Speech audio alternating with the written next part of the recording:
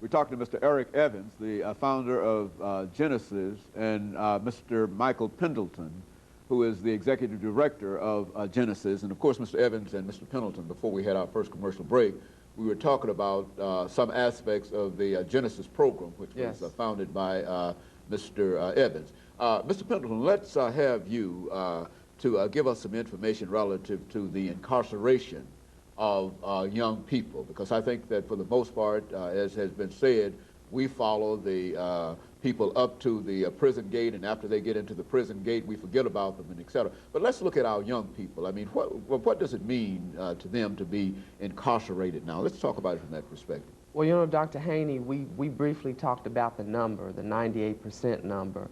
Then there's another greater number when you look at worldwide the problem in terms of the issue of delinquency, which is about 60% of the men that are detained worldwide, whether it be through a detention center or whether it be through a prison system, are repeat offenders. We believe that there's a reason for that. And a part of that reason is the whole incarceration process. That does something devastating to the young mind. And again, we were talking earlier about that box. One of the things that I think that is so important about the Genesis program is we help to empower these young men to operate outside of the box. Many times their box is their community.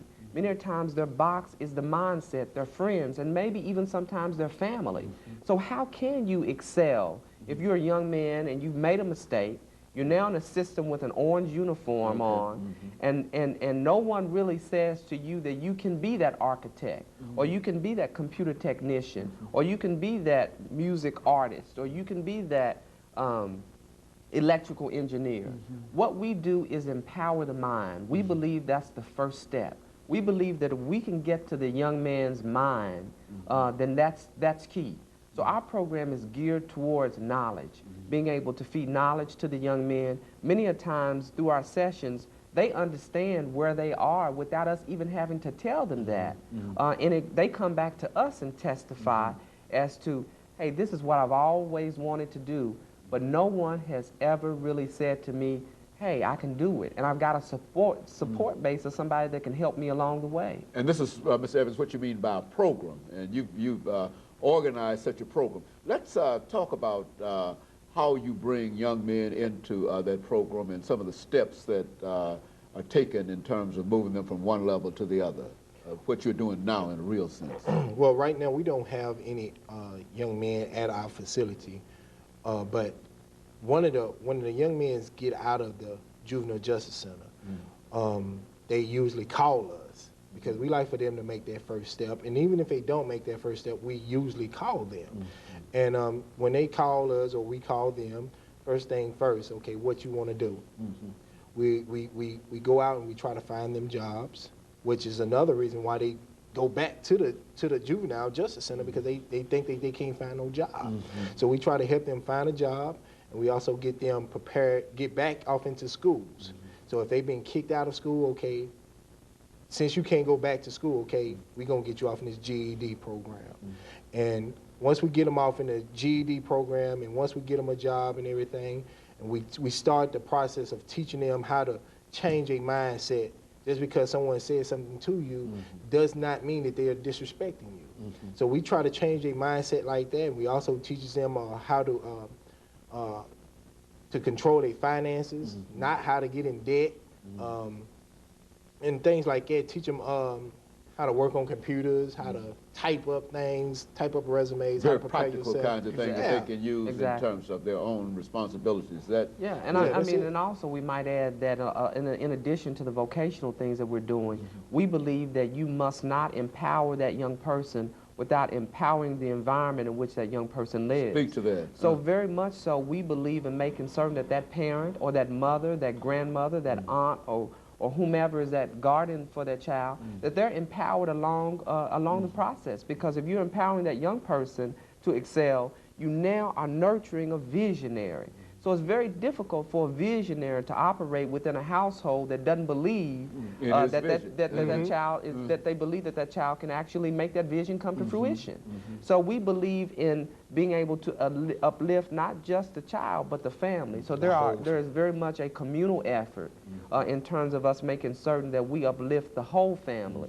and we believe that through that upliftment, that those folks are going to be better, productive members of society. So that is a very important role in terms of, we believe in us of creating a collective effort. And I think we've talked about so many times, and I think I talked with you, Dr. Haney, about the fact of us moving past the phase of identity in terms of who we are as organizations. If the middle ground is the life of the young man or the life of a child, it shouldn't matter if we're Genesis or whomever we are as an organization. We believe in a collective effort. We are very open to working with many organizations in this city, and we will partner with a lot of organizations in this city who may not offer some of the things that we will offer in our building. We don't believe that we have the end-all answer to it all.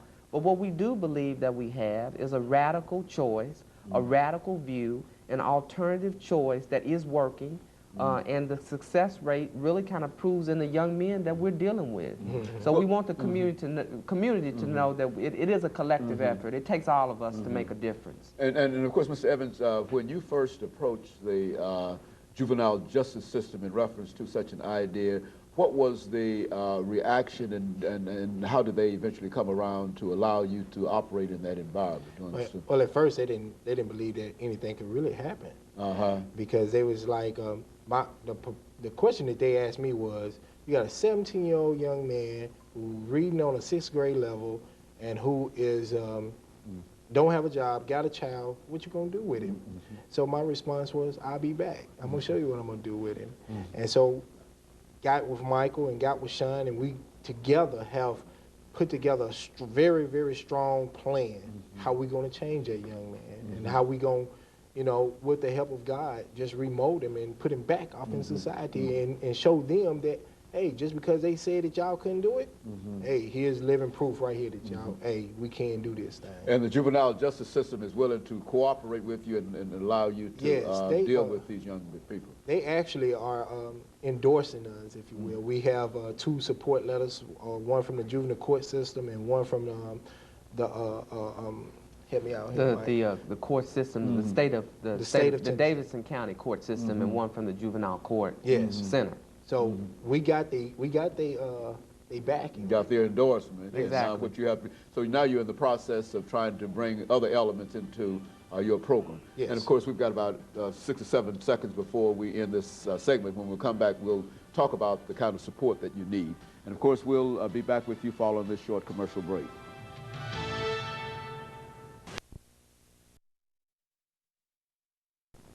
We're talking to Mr.